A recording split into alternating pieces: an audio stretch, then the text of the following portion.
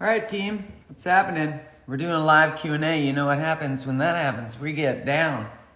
We get excited. We get riled up. So we're getting riled up here. Let's get riled up. Let's get pumped up. Woo! Live Q&A time. How you doing, Kristonia? What's up, Monica? What up, Leah, babe? Whoop, whoop.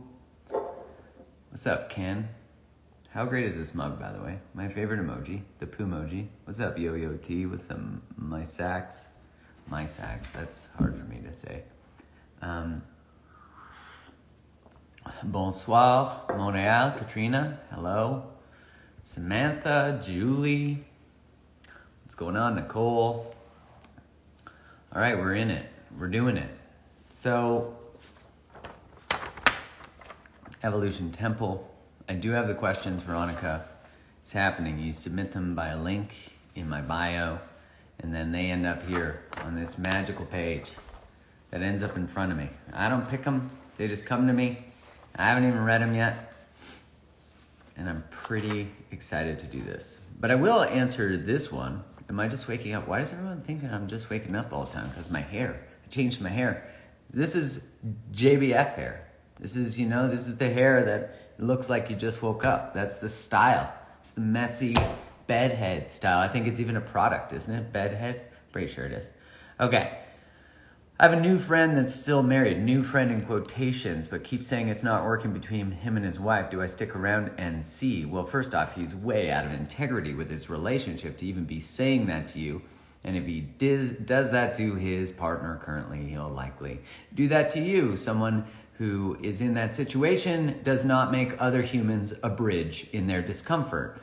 So allow him to go process why this is how he leaves things and this is how he shows up in relationship. This is important.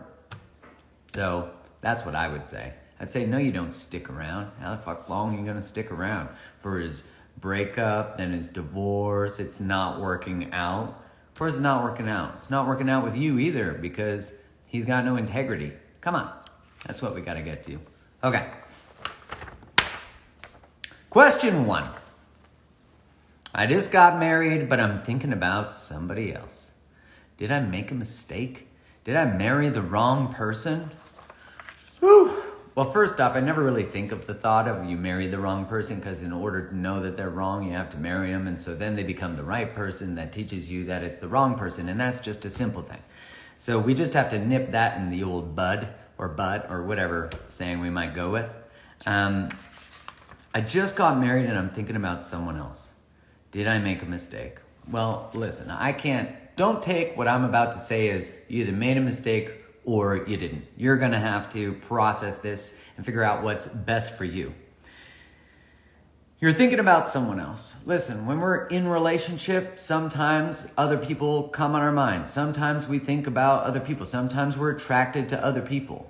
We don't want to just all of a sudden make that mean that we made a mistake. What I would more invite is, are you afraid of the depth of the connection, of what's being processed in the marriage or the relationship, that thinking about someone else actually becomes a distraction from maybe feedback that you're receiving in your relationship, or the fact that you got married, or maybe you've been together a long time and you're not even married, and it starts to, you're in the flow and you go from the honeymoon phase and the elation of the wedding and the elation of engagement, the elation, and all of a sudden you're back down to normal.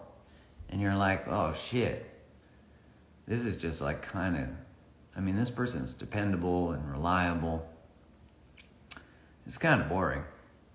I don't know what to do here. And then you start thinking about someone who's got some serious sexual energy who just throws it everywhere, It's like just throwing it on you when you go in the room. You can feel them bumping you with whatever, sexual energy bumps you with.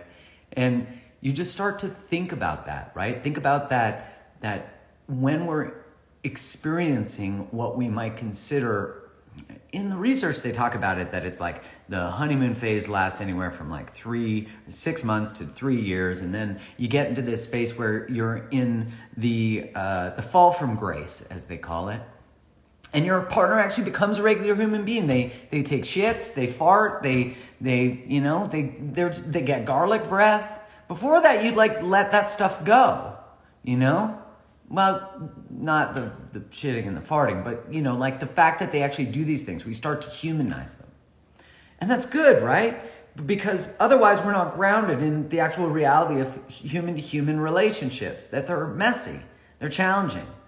Now, so that's the first part, is are you thinking about it? Are you thinking about this other person as a way to distract yourself from your relationship? From the discomfort of it, from having to do the work, from saying to your partner, I miss you, or I feel bored, or I'm feeling a lack of connection right now.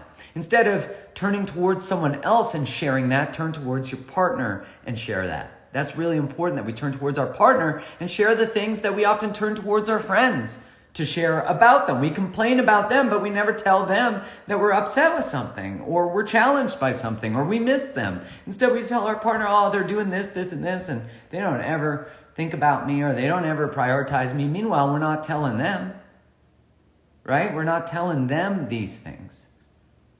So now here's the other side of this. You could have married someone you're actually not into. Shit happens, right? 50% divorce rate, it's got to happen a lot. And I'll tell you where it happens from, and this is also a beautiful path of inquiry, which is, why did you marry the person?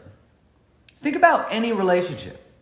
Why were you in a relationship with them? Why did you choose them? Why? Did you choose them because you were taught that you should choose someone like that? Did you choose them because you were in a toxic pattern when you chose them? Did you choose them because you liked excitement and all the things, and you got really invigorated and you guys humped all the time, and then you got married and you realized they're not reliable? And so the distractions of rings and weddings distracted you from the reality that they're actually not a good person or a good partner? So people do marry the wrong person. Wrong, again, being qualified that you don't know the wrong till you marry them, and then you realize the wrong, and then what do you do with that information? And wrong partner is different than partner that makes me uncomfortable and invites me to expand and become a better person and learn how to communicate better and learn how to look into the shit that I don't want to look in.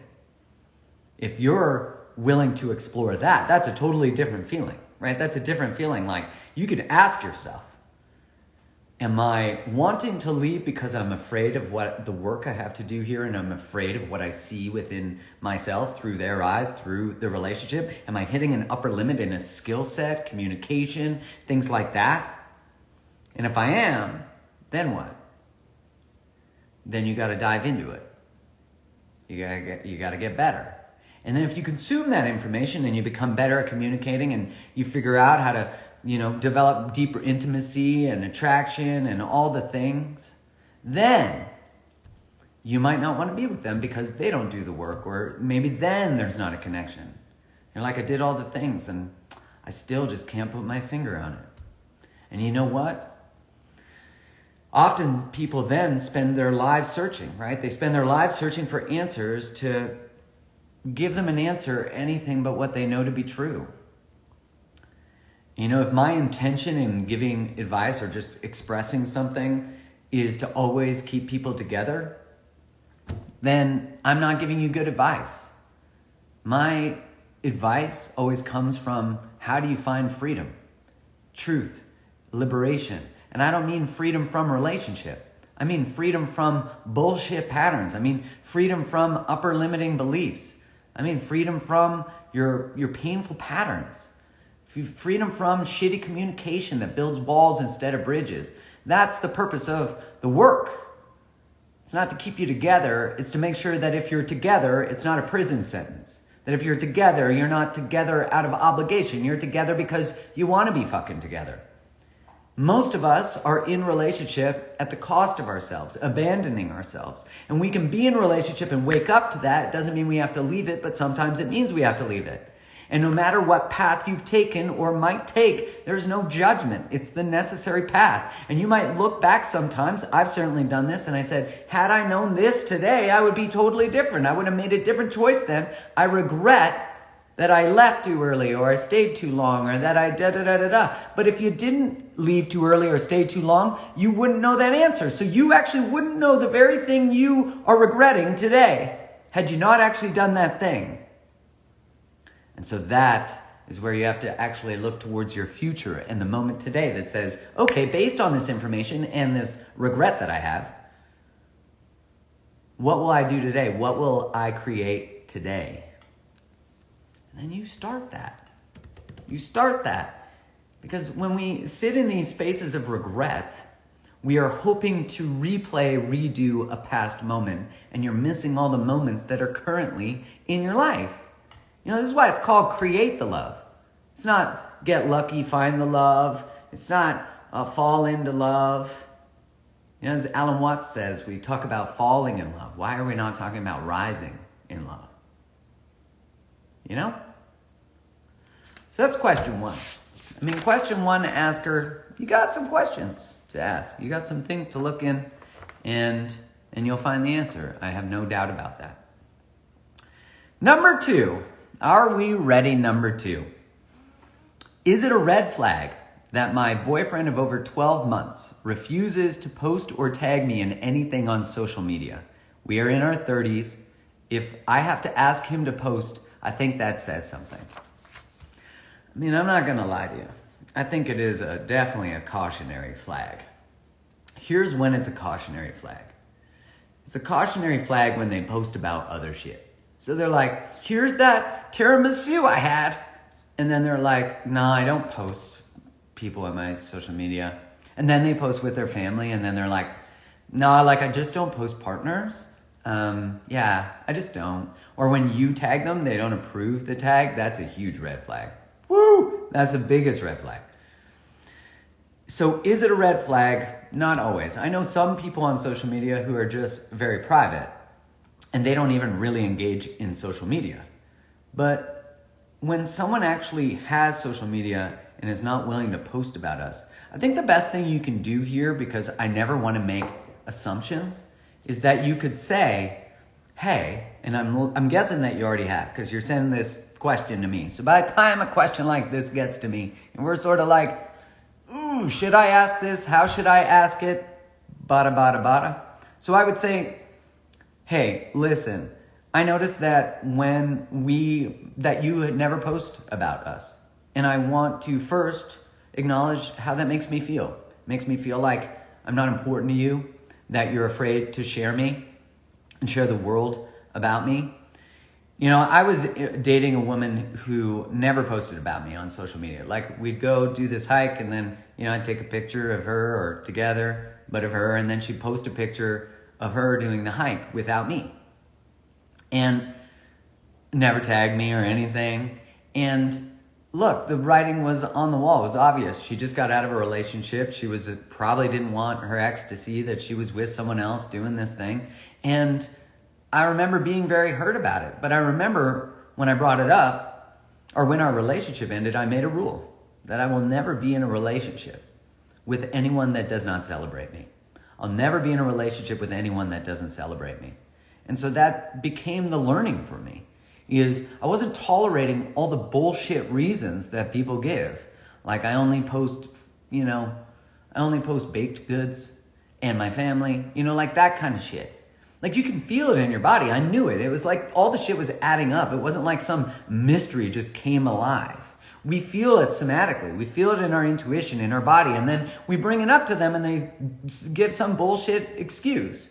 Now, if the person doesn't post on social media, that makes sense. If the person is maybe famous and doesn't want to jeopardize your publicity, or feels like too much pressure, that's great, right? Like, just understand why, and it has to be a valid reason. It has to be one that you're okay with. But let's look back and be like, okay, in the history of relationships, when one person posts about the couple and the other person doesn't, has it worked out well? Just if we're taking 100% of the people that's happened to, right? We know that. So the best thing you can do is have a conversation with them and get to understand their perspective, because maybe the last time they posted about someone, they broke up and they were devastated by all the comments they got. Like, never know. So just have a conversation. Get curious. That's the most important part. A lot of people are like, just red flag, wash your hands, get out of there. Fuck that shit. That's bullshit. And I'm saying, put on your adult pants and have a hard conversation. Like, did someone tell you earlier in your life that you'd never have to put on some big human pants and go do that shit? Okay, let's see here. No, Mark, I have to disagree. I'm from a very conservative culture and I can't post partners like that, so it's not necessarily a red flag. I agree with that. If we're taking in the context, I guess I should have added another caveat.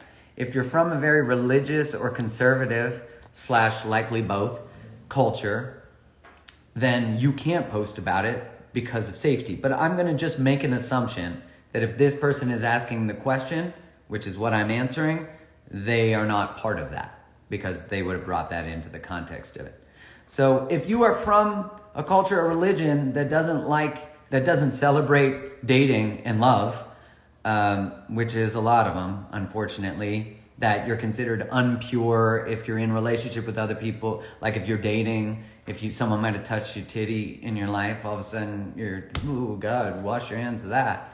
Like we have so much bullshit about that. So much, especially so much like general, bias against women for any form of sexual desire versus men. You're a stud if you get all the chicks.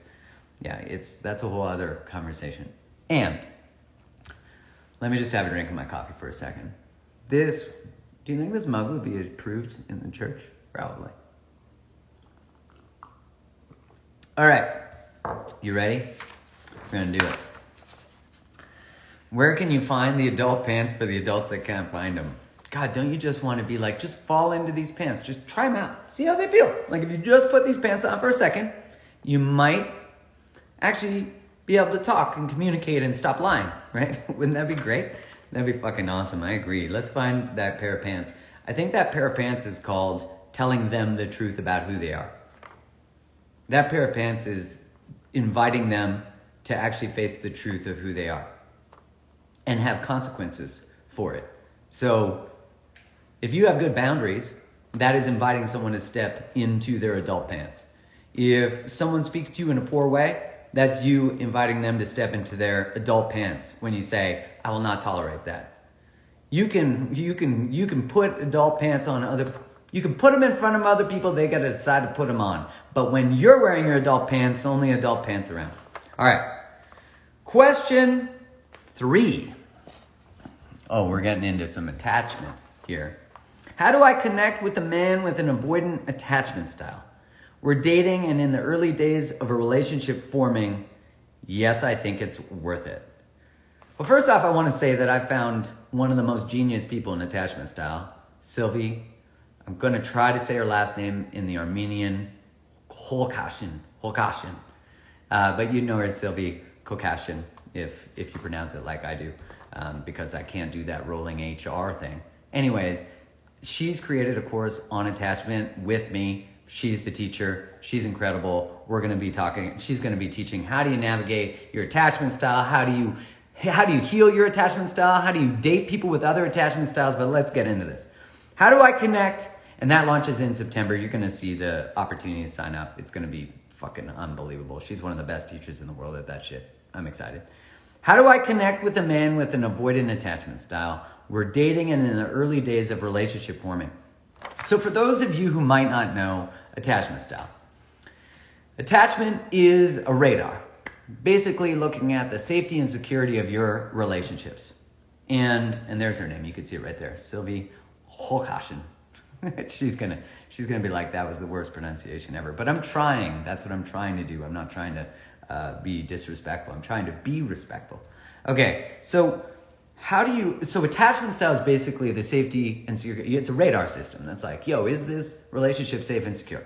It's based on research that what they looked at was baby's in a room, mom's in the room, mom leaves the room, mom comes back, and they look at how the baby reacts when mom leaves the room and mom comes back. You're getting like a 2-minute attachment lesson. Get ready. So first one, mom leaves the room, mom comes back, baby's like, oh my God, I missed you. Where are you? I need you. Gets back together with mom, doesn't leave mom's side, afraid that if mom leaves, mom might not come back. Anxious attachment style. Mom leaves, mom comes back, baby's like, what's up, mom? Fist bump, connect, goes back to playing. Secure attachment style. When you leave, I trust that you're going to come back. There's a bond, a trust between mom and child. Last one, mom leaves, mom comes back. Baby's like, sup? I didn't even notice you were gone. I'll just keep playing. So acts like they don't give a fuck. But in that baby's body, there is a feeling as if it's responding in the same physiological way as the child who had the anxious attachment, right? So acts as if they don't care, but really that insecure attachment is affecting their body. So you'll notice this. So your childhood attachment style connects to what your adult attachment style is as well. Here's the good thing. You can change it. You can learn how to become secure. But it's good to know what your attachment style is because it's a way of organizing how you relate. So an anxious person might be more prone to over-pursuing, texting. I like to qualify it like this. Anxious people don't like space because there's fear with space. I'm going to be rejected or abandoned and left. I don't trust that if you take space, you're going to come back. So they over-pursue, over-cling. And Sylvie does a much better job in the course of explaining all of this. Avoidant attachment style needs space. And I see people say, I'll get to this. Avoidant attachment style needs space. They need space. If there's not enough space, they feel like they're being smothered. They might get hurt. So they keep space as the way they stay safe, as where anxious people, a lack of space is the way they stay safe. A secure person, what sort of defines it, is my partner's needs matter as much as my own. Not more than my own anxious attachment, not less than my own avoidant attachment style. So avoidance can also be broken down into two different types, fearful avoidant and dismissive avoidant. Fearful avoidant, they might have experienced trauma, abuse, and things like that, where they really want closeness and connection, but they don't trust it. If I get too close to you, you might actually hurt me. Dismissive avoidance is a similar fear. If you get too close to me, you might hurt me. But it will masquerade more as confidence, as when people get too close, they need too much. They need too much, they get needy. I don't want any of that shit. So as you can imagine, when an anxious person finds an avoidant person and an avoidant person finds an anxious person, they validate each other's views of the world. The anxious person, when I get close to people, I like them more than they like me. You notice all these narratives are child narratives. They're the kid's mind, and you can be both of them, I'll get to that. They're the child's mind, right? And they can be very unconscious, but you'll notice this is going to be safe. So chill out, just enjoy the show. Just enjoy the show. So you might pivot between the two, like you over pursue, you get close to them, and then all of a sudden, you get them, and then you're like, I actually didn't expect you to like me back, and now that you do, I'm kind of like a little over this, I'm out. And so we can pivot, and the reason we pivot is because what happens is you don't have to become secure, right? It's easy to pivot between anxious and avoidant because you never actually have to become secure. You can just go between insecurities. So with all this said, you can change. Isn't that so beautiful? You can change. And that's what's so awesome. Need a little coffee to keep this going. So how do I connect with a man with an avoidant attachment style? Well, first off, when someone is avoidant, they'll often do what we call distancing strategies.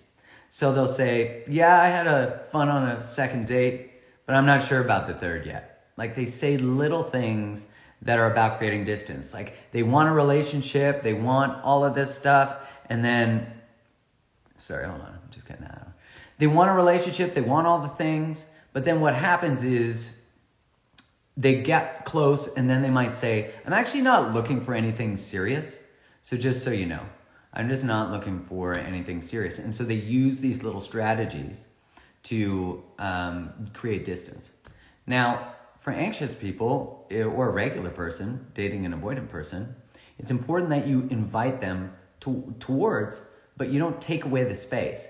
You know, when Kai and I first started dating, she was more avoidant for sure. And at that point, I was secure. And when you date someone who's avoidant, anyone can become anxious. If you date someone who has a different attachment style, like someone who's really anxious and you're secure, it can make you avoidant.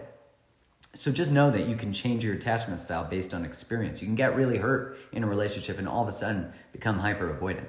So if you're dating someone, like when Kai and I were first dating, I remember being like, hey, I had this awareness, like, how could she ever come towards me if I take away this space, right? Like, if an anxious person is always standing in this space that they want someone to come towards them in, how can they, right? Like, if I'm over pursuing you, how can you pursue me? I haven't left space for you to pursue me. So if we're here and I'm always right here, you can't come towards. It's kind of like that kiss in Hitch, you know, where he says, you go 90, let her come 10. And then, you know, the guy went 100 and gave Will Smith a kiss. So this dealing with avoidant attachment style is learning to regulate ourselves, learning to have standards about what type of relationship engagement we want, all that kind of stuff. So what you want to do is to be able to say, is to invite them towards you. You want to be able to invite them to say, hey, here's what, if they're being distant, you could say, hey, you know, I noticed that you've been really consistent with messaging and lately you haven't been, and I just wanted to check in. And they can say, oh, you know what, I'm feeling a little this, or I'm overwhelmed, or blah, blah, blah, blah. And you get to decide if you want to tolerate that, or you might express what are the behaviors that you need from them. You know, it's reasonable to have those. In the early parts of the dating process, an avoidant person will often not pursue as much.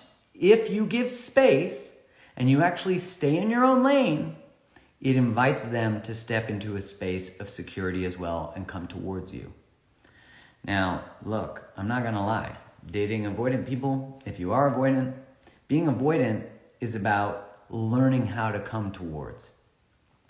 Right? I said that anxious people need to learn how to take a breath, take a step back. When they feel a fear of insecurity, it stimulates a behavior to try to cling. It'll stimulate the over-texting. It'll stimulate the pursuing. So what they need to learn how to do is sit in the discomfort of the fear that they're not being chosen, or they're not, you know, moving to, that they're not feeling like they're afraid they're going to be rejected. You can feel them, they feel that feeling, and then they check in with it and they say, should I message them or not? If I loved me and I was staying in my own damn lane and I was adulting and my adult pants were on, would I send this message? Would I pursue? And you gotta listen to the damn answer.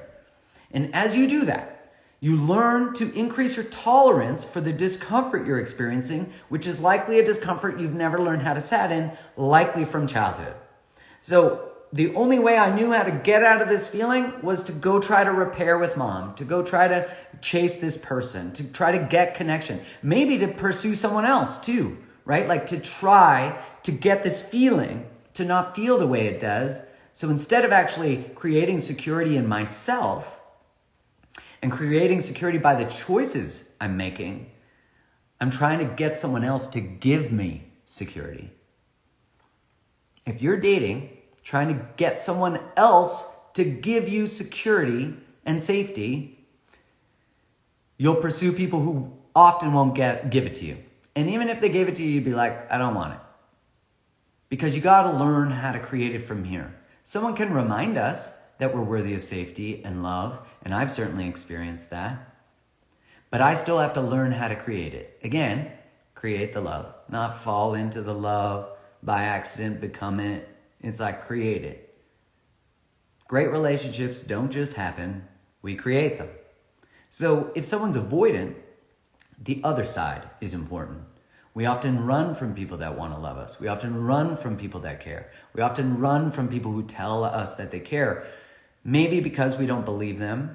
Maybe because we're afraid of being loved. Maybe we're afraid that the last time someone actually loved me, they hurt me and they broke that sacred trust. Maybe that occurred in my adult relationships. Maybe that occurred as a teenager. Maybe that occurred with my primary caregiver. So it's being able to learn, again, to just sort of put your toe in the water by being vulnerable. I'm afraid to come towards you. I'm afraid of being hurt. And you slowly build your capacity for closeness. I'd like to say that you can just do it, but it does require learning boundaries and communication. If you can learn boundaries and communication and have this total awareness about your attachment style and how to relate to other attachment styles, how your attachment style influences your own, you'll be crushing it. You'll change every relationship in your life, because if you change the one that's going on with your romantic partner or how you relate to romantic partners, you don't have to be in a relationship. You will change every relationship, because of course, if you're anxious in a romantic relationship, you'll likely be anxious in your workplace, in your friendships, all the things. And this is why I wanted Sylvie to create the attachment course, why I went to her and I was like, you're the best at this. Can you teach people this? And she was like, yeah, I love this subject. And so she walks you through in 4 weeks how to get from A to B to C to D to this is how I date secure, which is what we all want to learn. So how do you connect with one? You be observant of your own attachment style. You be observant of their avoidant behaviors. You be observant of how their avoidant behaviors influence you. You also be observant of how you create titles. He's avoidant. I'm secure, anxious, right? Like we're putting ourselves in boxes, and it's dangerous to be put in a box. And this, the course will be available online. You'll learn all about it. There'll be a link in my bio to sign up. So you learn how to manage both. And what you also learn is how you relate to those behaviors. So of course, you could take the course if you're married, dating, engaged. If you're a human and you're in relationships of sorts, you can take it. In the early days of dating, I just want to point out, are often anxiety-inducing because you don't know where you fit. Like imagine being on The Bachelor. Are you kidding me? I'd lose my goddamn mind.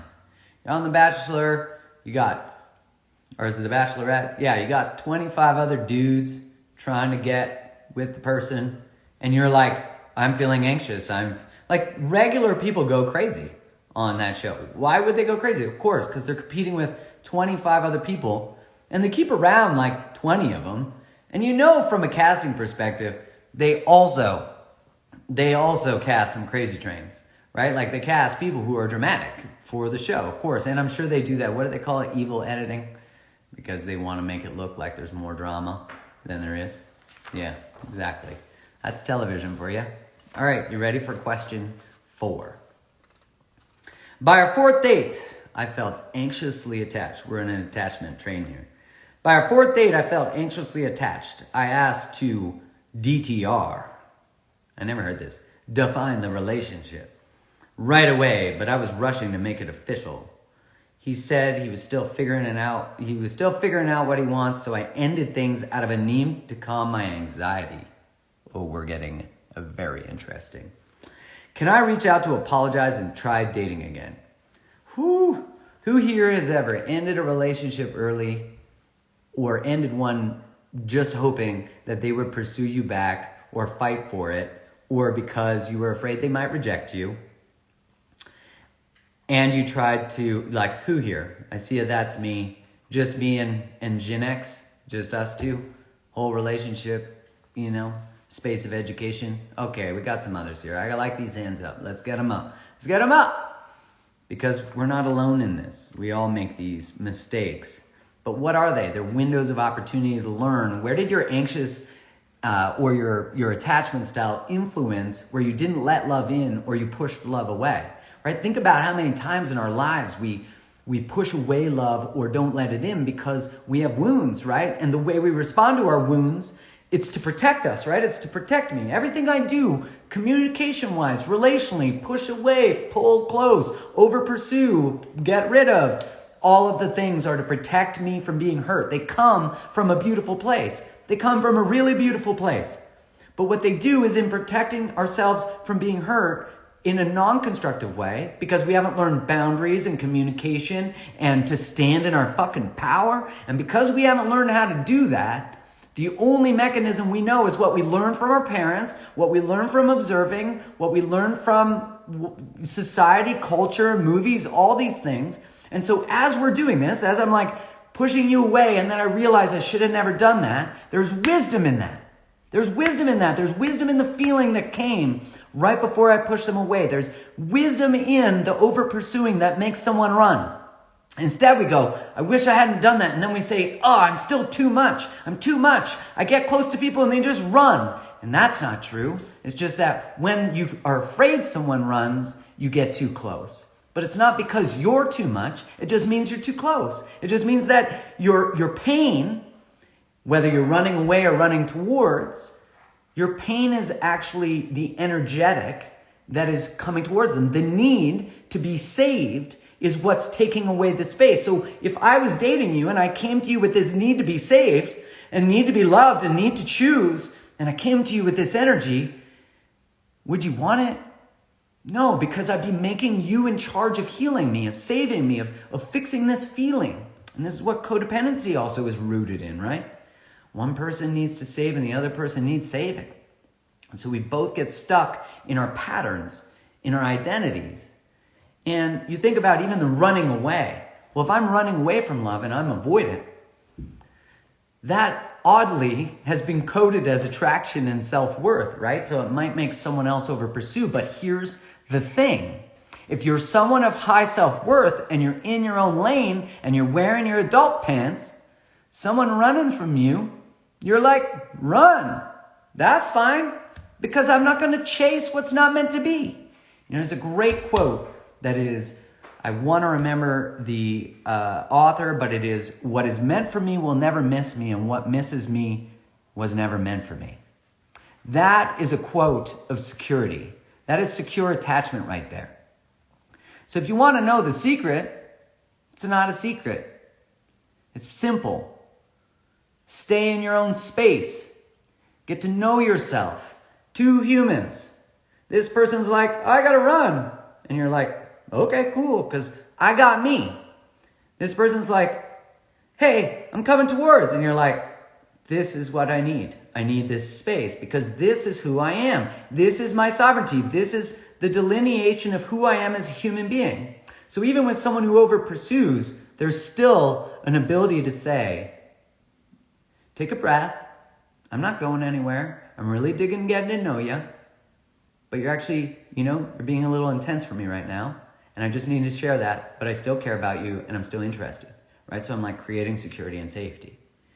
And when you know that all relationships are constantly surveying safety and security, then you know when your partner is triggered that there's a lack of safety and security. There's a lack of something, or there's a fear of there not being safety and security.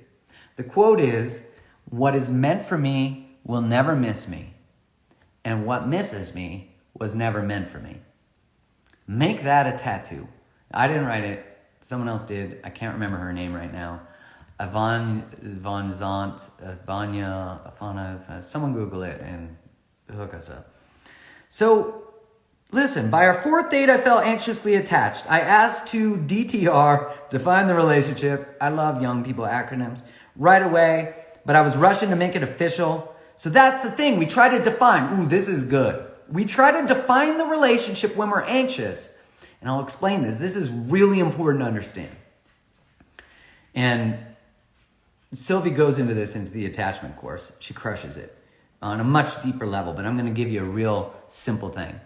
Is that when I try to define the relationship when I'm anxious, I can't sit in the ambivalence or the uncertainty of the relationship definition, right?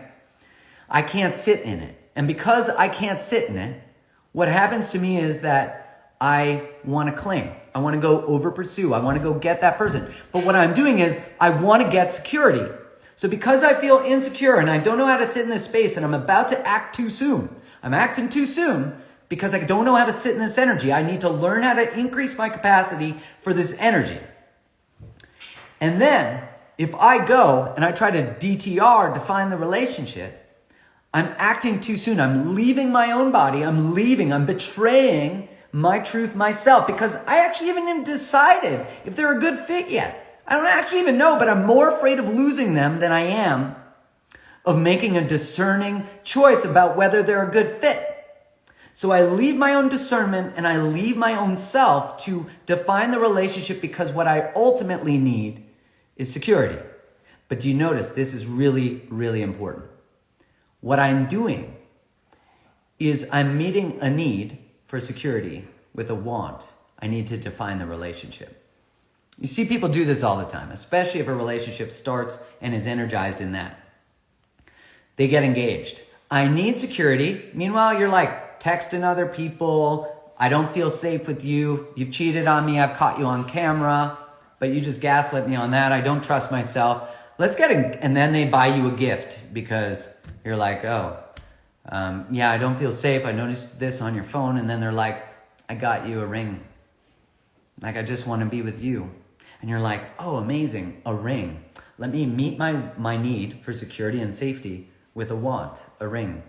Shit gets fucked up again. Then they're like, oh, we should get married. When's the wedding date? Let's do that. You know what? Let's do it faster because I can't wait to walk down the aisle with you. And then, of course, what goes on? You get into the next space and then they have a kid. And they keep distracting themselves, their need for security, with wants. I buy you a car, I buy you a trip, I buy you a thing. So how do you get through it? Well, shit, I resonate so much with this person asking this question. Because if you don't have other tools to get security, you're going to try to meet security outside of you, right? And so I asked to define the relationship, but I was rushing to make it official. He said he was still figuring out what he wants. Very healthy. He's actually being discerning. Remember, when you're not a fit for someone, they're not a fit for you. A qualifier for someone to be a good partner for you is that they choose you and they want you. If they don't choose you or want you, they're not a good fit. Do you notice that? Walk away from anyone that doesn't choose you or want you. Because a qualifier for you to choose and want someone else is that they choose and want you. And so it's so simple. And you got to make that a bottom line. A price of admission is that we pursue each other. A price of admission is that you choose me too. If you don't choose me too, what's the point? So if you find that your pattern is continuously to choose people who are not choosing you back, then you got to add something to your list. And that part that's on your list that's the most important is, are they choosing me too? Don't just give away your love to anybody. Don't just give away your time and your relationship status to anybody. Remember, as an adult, you are deciding, is this relationship a good fit for me too? And if it's not a fit. So you get back into your body, into your truth, into your power, and you realize that you're fucking choosing. You're not just waiting for some person to save you, and you can blame Disney sometimes for that. That you're up in a tower, you gotta lower your hair, you gotta, lay on a train track and get saved. And that men, you gotta save people and fix things. Neither of our value is in either of those things. It's just in you being in your power and in your truth and deciding, is this choice of food a good fit for me? Is this path in my life? Is this job? Is this whatever the choice is? Does it align with your soul? Does it align with you? Is it in your values? If one of your values is integrity, respect, how could you be in a relationship with anyone who doesn't choose you back? You have to be in it. That's like you are leaving your own values to be in the relationship. And so we got to stop that shit, don't we? It's pretty simple. If you stopped entertaining people who don't pursue you back, you'll have so much free fucking time. You'll have so much energy. You'll be like, oh my God, I can go pursue someone who pursues me too? That seems so simple. It is simple. But this is the thing. We got to remember from a compassionate lens, because it sounds, like I'm like, just fucking wake up and just realize. And that part is true. And I'm also like, I get why you're doing it, because I've done it too. It's like from a kid place. It's an energetic that says, I'm waiting for someone to choose me. And if you're someone who runs from love, it's time to run towards it. To figure out who was not safe to be around, who taught you that love wasn't safe. Acknowledge that. Go into that. Where did love burn you? Where did love burn you? If you can go to where love burnt you, you can go pour the water on the fire, and then you can learn from it. Where did it start? Who lit it? Where was all the dry kindling? We should have cleaned that shit up. And so that's that power of when you're standing in that space of recognition, of seeing. Like when you run from love, you're running from what will teach you how to go towards it in a powerful way, in a boundaried way. When you over pursue love, you're not giving it space to breathe so you can look at it objectively with some distance and say, is this right for me? What would I change here? And not about the person, but remember, whenever you're relating with someone else, they got their own things. And so you both have to attune, and it looks like I'm twisting nipples here. Maybe that's part of it. You're going to twist each other's nipples, whatever you're going to do, but you're going to attune to figure out what was your wounding? How do I be mindful of that? What is my wounding? How do you be mindful of that? And when it shows up in the middle of our conflict, we can both say, there's that thing, let's be gentle. What is the thing that we said we'd do when we got to this point? Oh, we said, I'd have to, oh, you normally run? Let me acknowledge that you're not running. Oh, let me acknowledge how differently we did this dance. So could you go back? Let's get back to this fucking question, right? We're like still in a question. He said he was still figuring out what he wants, so I ended things out of a need to calm my anxiety. So you're going to learn other ways to manage anxiety. I saw in the chat, hey, meditation, great way to be present in your stuff.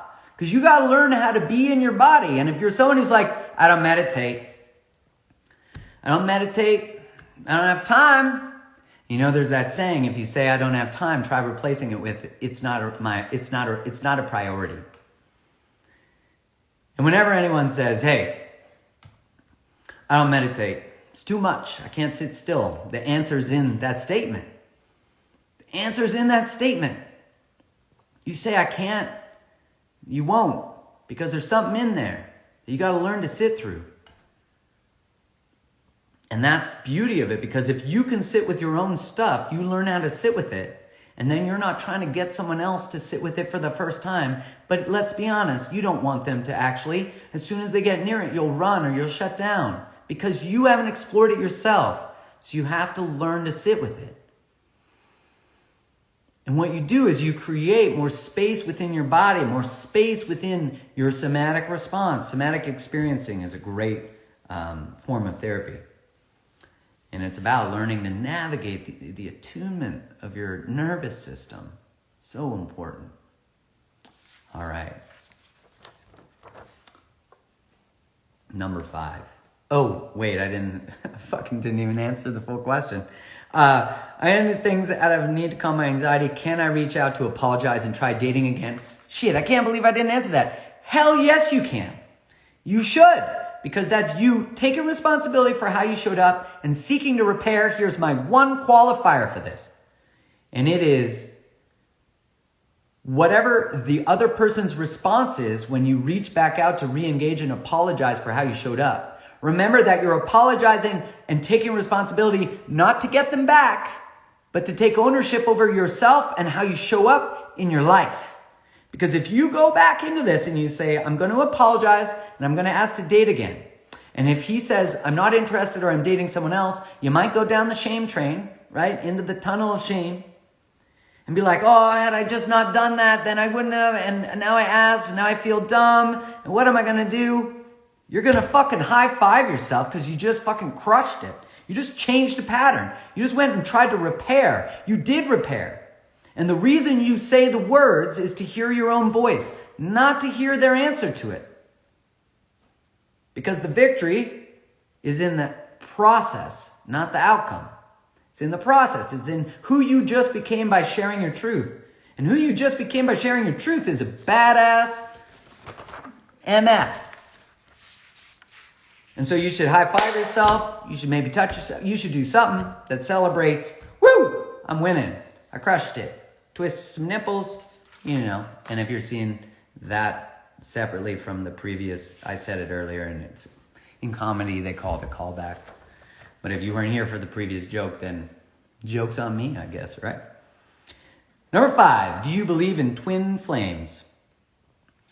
I think the twin flame subject is really interesting because here's what happens.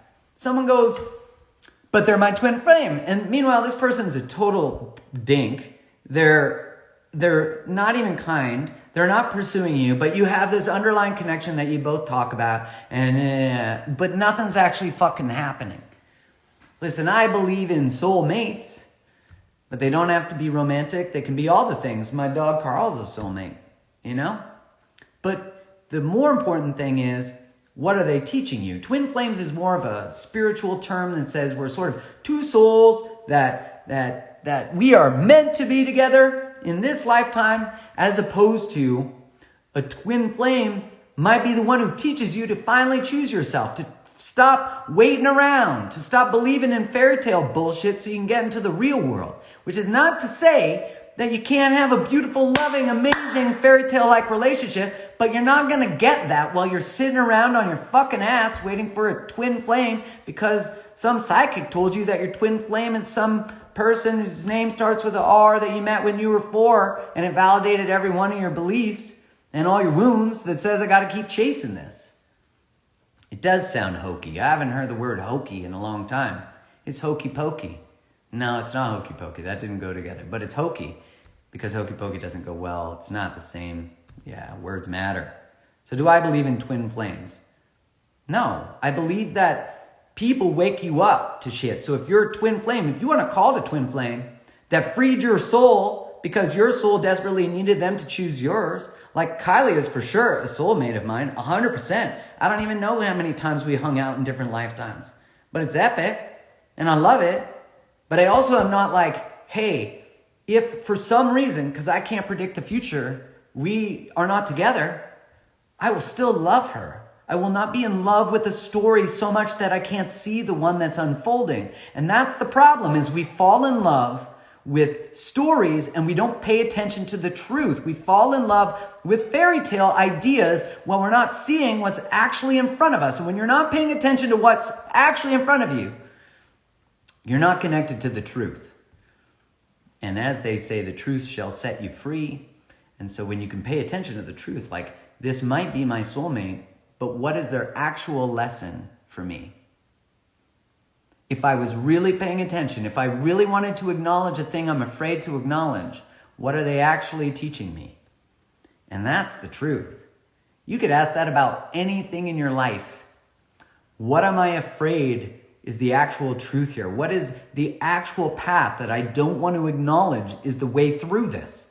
That I know in my soul, in my heart of hearts, that if I said, soul, give me a direction. God, tell me the truth. Whatever your word is. And you know what most people do is they say, God, tell me. And then God or the universe or your soul goes, you got to go do that thing. And you're like, I'll just pretend I didn't hear that. Let's re-up. God, universe, shake the snow globe again. Give me something different. And then you get the new thing. It's the same fucking thing. It's the same thing you don't want to hear. But when you actually pay attention to that truth you didn't want to hear, your life will fucking change. Because all of a sudden you're connected to the navigation system that is innately built in your body that says, you can hear the truth now. Okay, here's some truths that we haven't paid attention to. Okay, what are we going to do with them? We're going to change our fucking lives. Oh, now we're in the real shit. That's why when you finally make this big life-altering decision that changes something, you can't go back. It's just like when you hear the truth, you hear that first message, or the 57th time you've heard it, or the 5,000th. The first time you actually cling to it, one, you can't pretend you didn't hear it. It's there. And maybe it just means do more research, figure some more shit out. But at some point, when you actually decide to act on whatever information, or the universe just says, you're not going to act on it, let me clear the path for you. It's going to be a lot more painful, probably more expensive, but let's fucking go. And we all know that when that happens, when the universe is like, I told you, and you're like, fuck, man. You did tell me, and I wasn't listening because I was afraid of what you were saying. All right, last question. We're going to do this up. How do you stop obsessing over the person you're dating? I'm with someone great who gives me a lot of reassurance, but I don't want to always need it. How do I stop overanalyzing and fearing the worst if he doesn't text me back immediately? You know, this is great. What a level of acknowledgement of your own process and awareness that your obsession is promoting your behavior. We talk about this. This would be an anxious attachment style, right? And so again, I'm subcontracting my need for safety and security by over communicating. And Sylvie, who's incredible, who designed a course on attachment, which we're going to be launching to you in September. I'm so excited for. Goes into how do you date with this feeling? How do you heal the anxiety? How do you heal that? So how do you stop obsessing over the person you're dating? Well, I don't know what the definition of obsession is, because it could be that you really like them and then you code that as obsession. It could also be an overt fantasizing of them, which actually doesn't allow them to be human, right? So we do that with parents, right? We maybe always wished our parent was a certain way. So when we date, we wish they were always a certain way. We're fantasizing about who they are. And in that, we're not grounded in the love, because it's like a child's elation. It's not a grounded adult. Which, as I've said from all of this, it's so important that we're just compassionate with ourselves in that space. That it comes from a good place. It doesn't come from a bad place. So I'm dating someone who gives me a lot of reassurance, but I don't want to always need it. How do I stop overanalyzing and fearing the worst? You bring forward into the relationship this discomfort. You say, I notice that this comes up for me. I notice that I need your reassurance, but I don't want to always need it. But here's the thing. Enter that space of I don't want to always need it with grace, because you do need it. So the child needs it. The child in us needs it. So then I can meet the child in me who needs it with grace. And I could say, okay, we need it. Why do we need it? Where do we not get it? And so I might say to my partner, how does it make you feel that I always need reassurance? What does it cause in you? And then we can hear the truth of it. Oh, it makes me want to pull away, or I'm fine with it. And maybe they're not. So you can acknowledge that. No, really tell me the truth. And the overanalyzing and fearing the worst is trying to prepare ourselves always for the uncertainty. So what happens is that will likely manifest, right, as anxiety, maybe depression, maybe both. And that's because we're not able to be present. So I would need to go into we have to learn how to take full responsibility for ourselves in our relating. A lot of that over pursuing and fantasizing about another is not actually taking full responsibility for ourselves. So when I'm taking full responsibility for me, and I'm in my truth and in my power, the actual outcome of the relationship won't derail me. So if I'm dating you and I'm fully in my power and I'm independent, but I'm also interdependent, I'm opening my heart, but my heart does not depend on you. So there's a different energetic to this, right?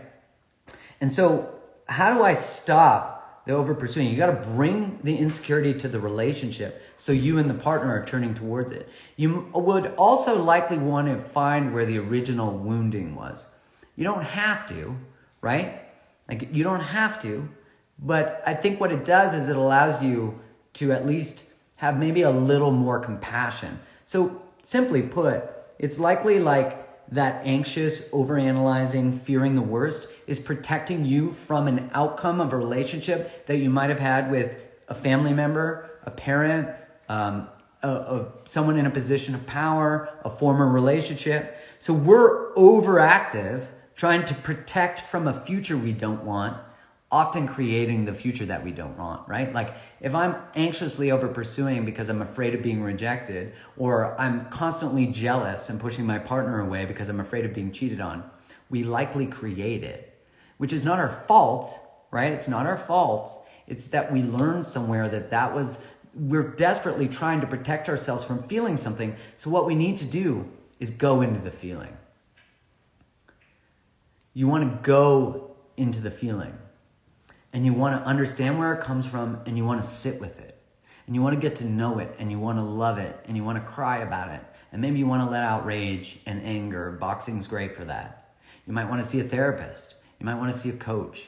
There's the attachment course that I've been talking about that Sylvie Kokashin, I wish I could say her last name in the Armenian pronunciation. Sylvie Kokashin, which you're going to see, someone linked her earlier in the chat. Sylvie is incredible. She's such a great teacher. I'm going to get the Armenian pronunciation properly of her name, but she teaches attachment and how to do that. How do you sit through that? So my invitation is to stop overanalyzing, you bring it to the relationship, this fear, and then you ask your partner help in healing it. Almost all partners will be like, all right, I'm game. This is great. And you might want to look at what is the stuff they might need healing for, because if we're constantly reassuring our partner more than our partner needs, then we're actually protecting them from experiencing a feeling too. So likely a partner like this will match with someone who is codependent, who's trying to help, trying to fix, trying to be the savior. And so being able for them to take a step back and say, I get it. I'd love to give you the reassurance you need. Can we figure out where this comes from so that I don't have to abandon myself to constantly reassure you? Because right now, I don't even get space to be me. I'm always trying to protect you. And yeah, Sylvie is, you'll see her, it's, someone actually wrote it on here. It's Silvy,